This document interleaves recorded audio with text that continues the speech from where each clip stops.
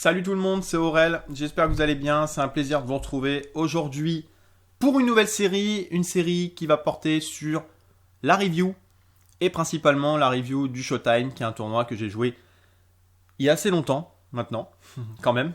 Pourquoi je vais review un tournoi que j'ai joué il y a un an? Pour tout simplement vous aider, pour tout simplement vous permettre de progresser plus vite, puisque vous allez voir des erreurs du coup que vous n'allez pas forcément refaire. Donc du coup vous allez gagner du temps par rapport à maintenant. Si vous voulez. Depuis 2019, j'ai pas mal progressé. Actuellement, je suis dans le challenge MTT de Yo, mais bien avant ça, j'ai visionné beaucoup de vidéos stratégiques, beaucoup de vidéos théoriques, beaucoup de vidéos mentales. Et le mental, c'est très important. Faut pas le négliger. Qu'est-ce qu'on va apprendre aujourd'hui? Alors clairement, je vais vous apprendre à transformer vos points faibles en points forts, ou à améliorer vos points faibles. On va pas parler de nos points forts aujourd'hui, clairement. Nos points forts, on s'en fout, c'est des acquis. Tant mieux, si on a des points forts. Mais on va essayer aujourd'hui d'améliorer nos points faibles. Donc vous, qui êtes en train de regarder cette vidéo aujourd'hui, en ce moment, vous allez observer vos points faibles par rapport à ce que je faisais avant. Et vous allez vous dire, qu'est-ce que je dois changer dans mon jeu pour être V+, pour être rentable ou pas. Donc c'est le tournoi micro-limite, c'est un tournoi à 1 euro, le Showtime.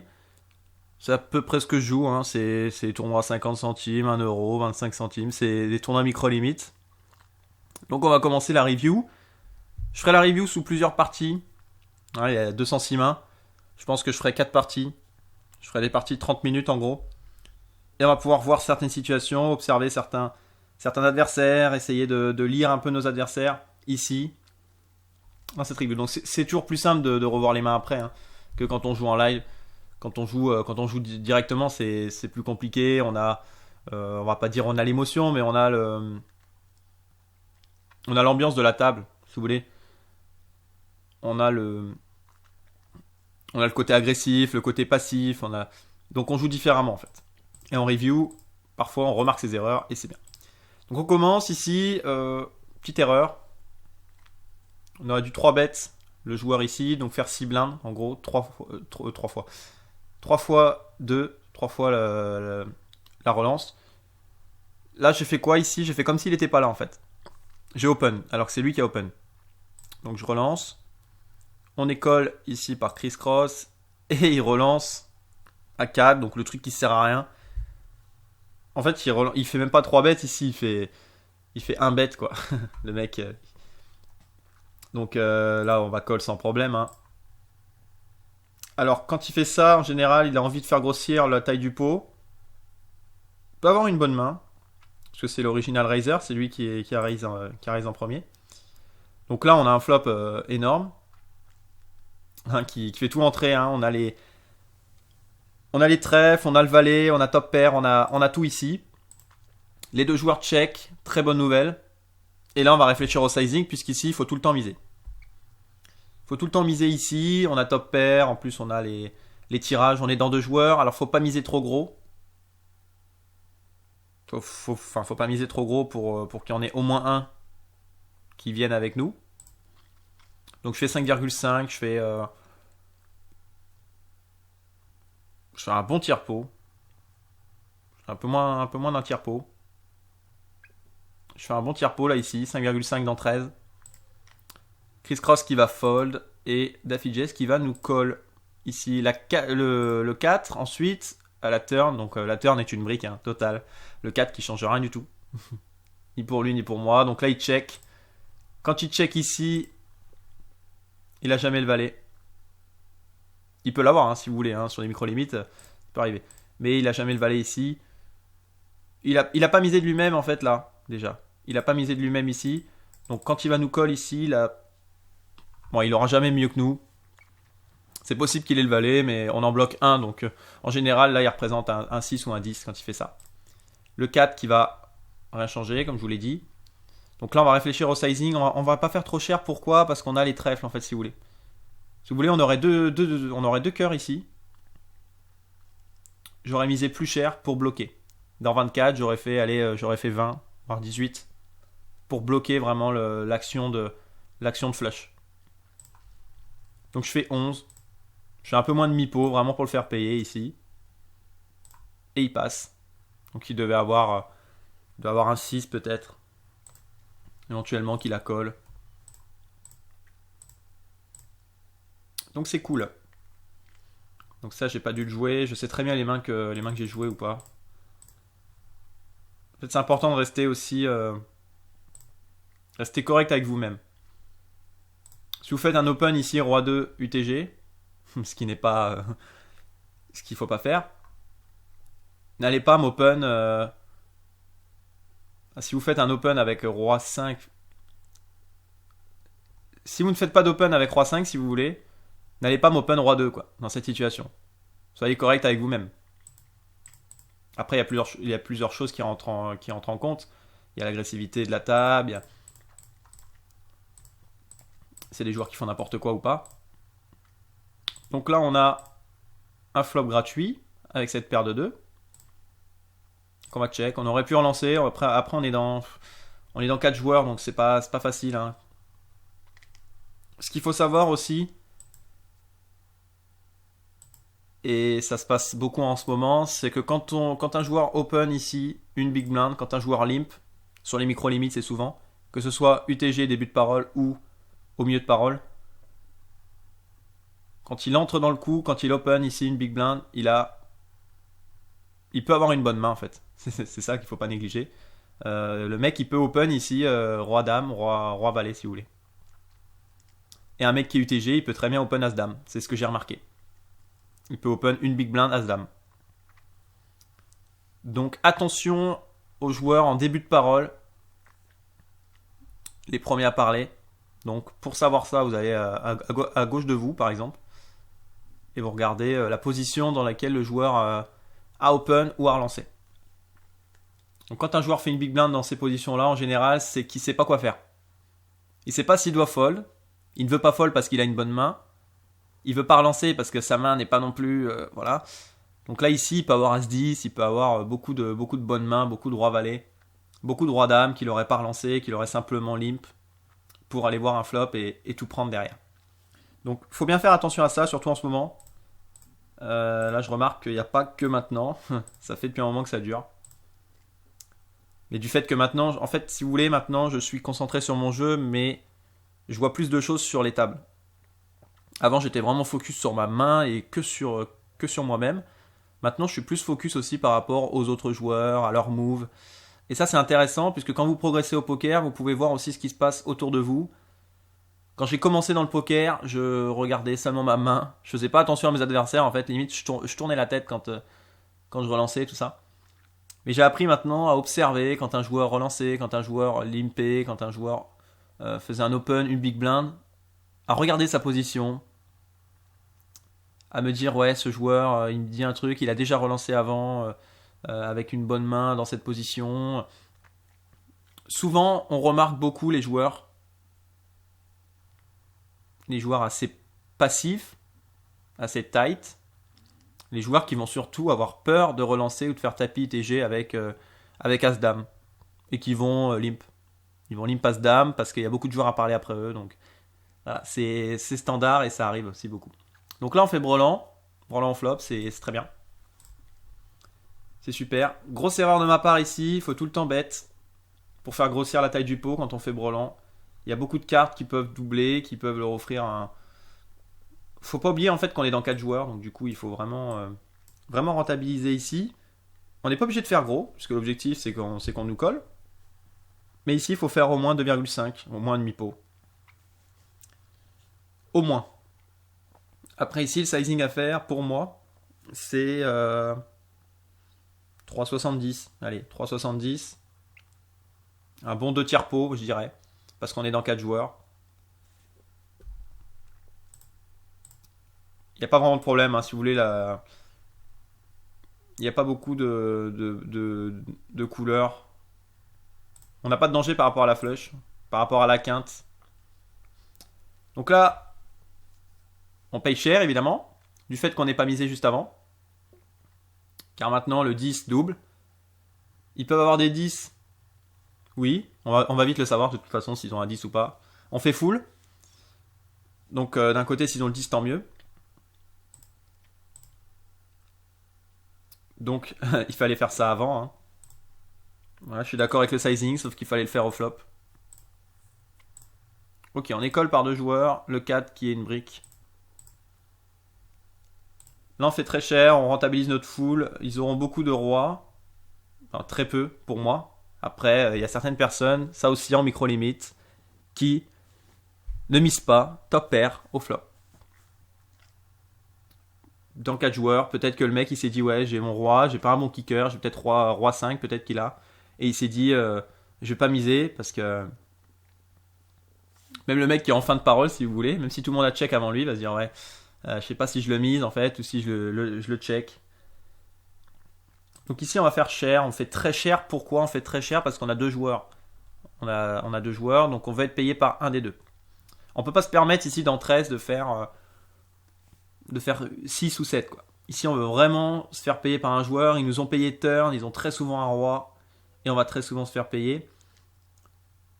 Voilà l'erreur de ne pas avoir misé au flop si vous voulez.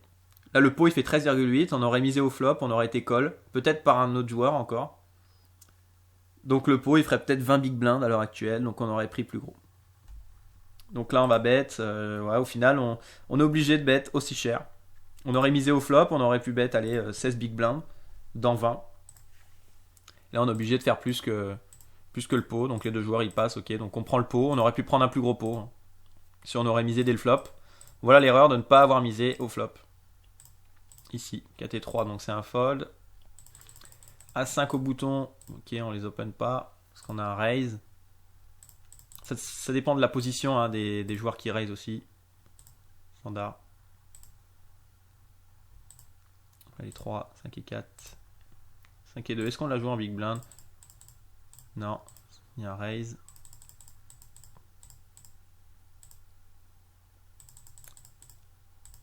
C'était 8.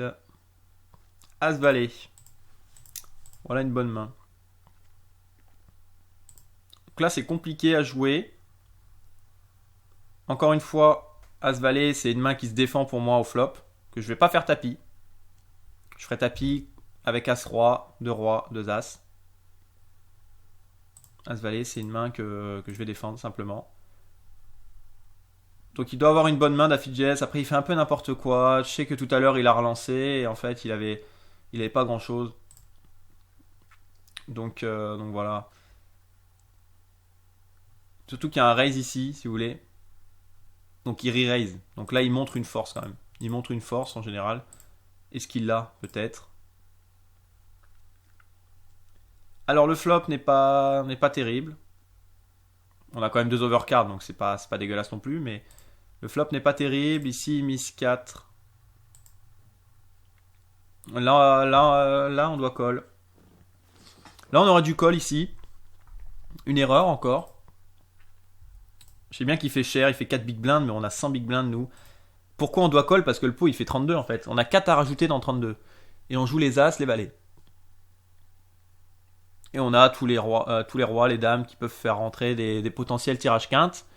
Donc si vous voulez, on joue pas mal de cartes ici. Donc on aurait dû call, pour moi. On aurait dû call ici.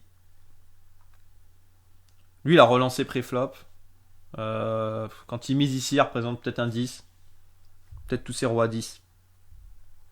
On bloque un as, il a peut-être as 10, hein, mais on bloque quand même. Nafidjes qui colle. Je sais pas ce qu'il peut avoir. Au final, il avait roi valet, voilà. Il avait roi valet. Au final, il a misé dans le vent. Au final, il a misé dans le vent, le mec. Il a fait 4 big blinds au flop avec 2 overcards. Ok, roi dame en face. En même temps, il fallait bien s'en douter. Hein. Voilà des erreurs à ne pas faire. 9 et 7. 9 et 7, je les limp sur la big blind. J'aurais pu le relancer. Après, ce qu'il faut savoir en micro-limite aussi, c'est que quand vous faites un raise en small blind, le joueur va très souvent vous payer. Donc ne faites pas avec n'importe quoi. Faites-le quand vous avez une bonne main. Mais quand vous allez raise en small blind, le joueur va très souvent vous payer. Ça dépend du raise, hein, mais si Si je raise 3 big blinds, le joueur va très souvent me payer en fait. Sauf si vraiment il a des merdes, mais en général avec 70% des mains ils vont nous payer. Donc plus de 50% du temps ils vont nous payer sur un raise 3 big blinds ici. Ou 2,5. Pour ça en small blind, soit vous faites cher ou soit vous foldez. Mais bon là on a 0,5 à rajouter, on a un joueur... On a la position, si vous voulez, on a un stack supérieur au sien, donc du coup on peut jouer face à lui. Là je check, il bet. Erreur de ma part à nouveau.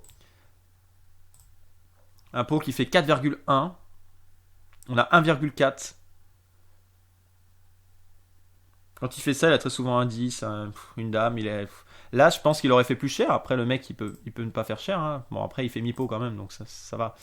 Il fait mi-pot. Ouais, ici, on joue les trèfles.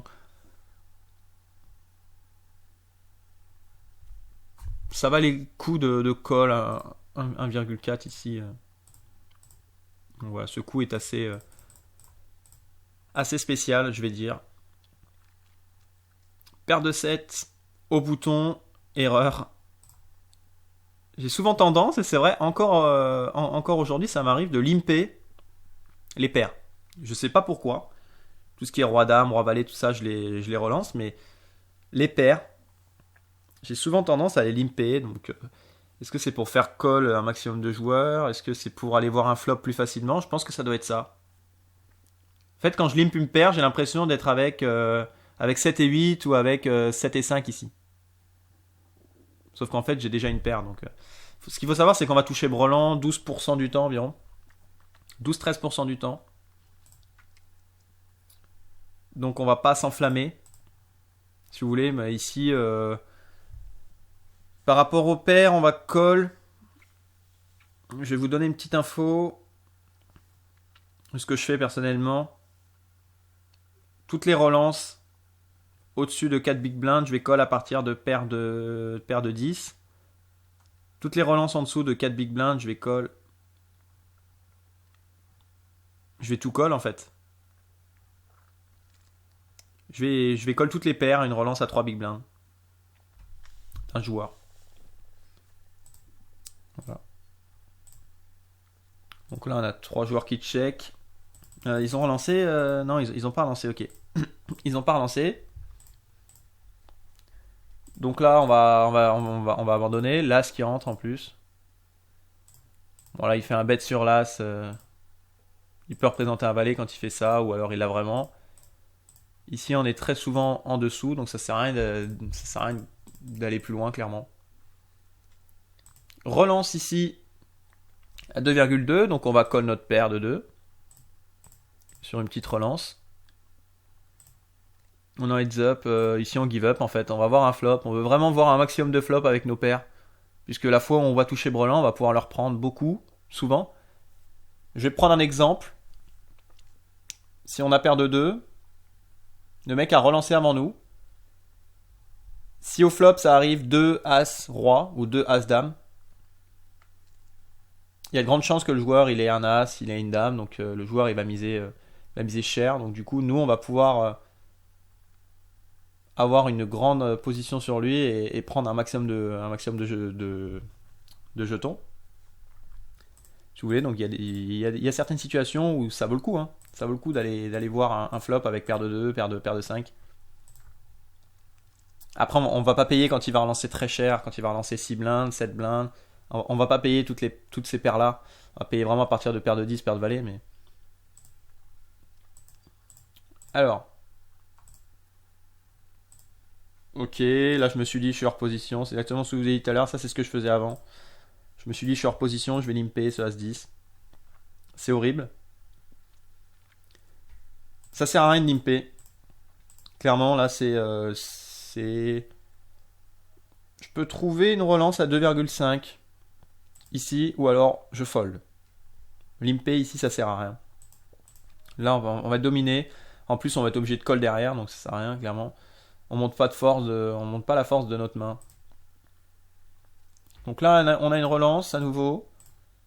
Ok, on est 3 joueurs. E-bet. Continuation bet. Je suis pas d'accord avec le fold. Je suis pas d'accord avec le fold. On joue beaucoup de valets. On joue les valets. On a tirage quinte ventral. On joue les carreaux encore. Je suis pas du tout d'accord avec mon fold ici. Surtout qu'il fait. Il fait 2,8 dans 8 quoi. Donc le mec il fait un carpo. Il fait un carpo. Un peu plus d'un carpo. Mais je suis pas d'accord avec mon fold ici. Ouais, il fallait call ici clairement. Puisqu'on jouait beaucoup de cartes. On jouait les valets, on jouait les as. Un valet 3 en big blind, est-ce qu'on l'a défendu? Non. Valet 2 non plus.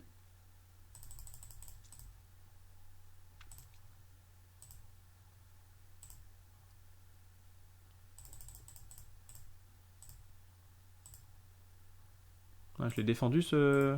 Non, c'est une baisse de blinde. Ok. Paire de 8, donc là pareil. Je recommence avec mon une big blind. Ici, il faut relancer à 2,2, 2,5. Je pense que ça devait être une table assez... Bon, souvent sur PokerStars, c'est ça, hein, une table assez agressive. Où ils vont les trois quarts du temps faire tapis. Mais là, ça joue assez bien en vrai. Hein. Il y a des bonnes relances, des bons sizing. Donc du coup, on va call, on va défendre. Le flop est pas trop mal. Quand ils relancent, ils peuvent avoir des 10 hein, si vous voulez. Mais le flop n'est pas trop mal. Tout le monde check en plus. Donc c'est cool. Ici, je pense qu'on a la meilleure main. Il y a peut-être un mec qui a un 10, donc du coup, on va pas forcément miser. Au flop. On est dans beaucoup de joueurs. Bon là c'est... Là, c'est une folie. Pourquoi? Parce que on a un joueur qui a relancé ici. Attendez, je vais juste vérifier qui a relancé de base. Au départ, ouais. Lui, il a relancé. On va dire, il a relancé dans une position début de parole. Entre début et milieu de parole. Donc, quand il relance ici, il a très souvent beaucoup d'as, beaucoup de rois, beaucoup de dames. Il école en plus ici, donc là pour moi il y a beaucoup d'as dans leur jeu. Pour Mentalist qui check. Donc lui il a probablement pas d'as. Et là voilà, donc là il faut abandonner le coup. En plus on a une relance. Quand il raise ici, il a très souvent as-dame, as-roi. Là je pense on doit être sur un as-roi. Là on a un as, on peut pas savoir encore lequel, avec quel kicker, mais on a un as. Ici il annonce clairement as-roi, as-dame, quand il raise. Peut-être as-10, aussi c'est possible. Après un 10 il aura très souvent misé un 10. Hein. Eux deux auront très souvent misé un 10 au flop si vous voulez. Donc il n'y a pratiquement aucun 10 dans leur range. Donc on est souvent sur des gros Broadway, sur As-Dame contre As-Roi. Peut-être des As-Valet. Après lui, je pense pas qu'il va relancer autant As-Valet. As-Valet, logiquement, tu dois call. Tu dois pas relancer. Donc nous notre paire de 8, clairement, elle vaut plus rien. Voilà. Là, quand il relance comme ça, il annonce As-Roi. Allez, peut-être As-Dame. Mais là, ça va jouer... ça va jouer showdown. Ok, il call. Ouais, As-Roi, As-Dame. As-Dame. As-Valet, waouh. As-Valet, je suis pas d'accord avec ce qu'il a fait. Il aurait dû call. Après, je suis d'accord dans un sens à raise au début. Il peut raise ici. Il peut raise. Mais là, quand lui il fait tapis, si vous voulez, il a très souvent mieux que As-Valet. Hein. Le mec, il va pas faire tapis As-8, As-9. Quoi. Et il a pas le 10, puisque le 10, il l'aurait misé au flop tout le temps. C'est pas tout le monde qui mise top pair au flop, comme je l'ai dit, mais. Ouais, c'est. Là, c'est vraiment. Waouh. C'est un truc de dingue. Bon, on va s'arrêter là. Pour la partie 1, je vous retrouve pour la partie 2, qui sortira très prochainement. C'est un bon début de tournoi pour le moment. On a 60 big blinds, donc du coup on a encore beaucoup de profondeur. Et voilà, quant à moi, je vous dis à la prochaine. J'espère que ça vous a plu et on continue la review la prochaine fois pour la partie 2. Merci à vous. Ciao.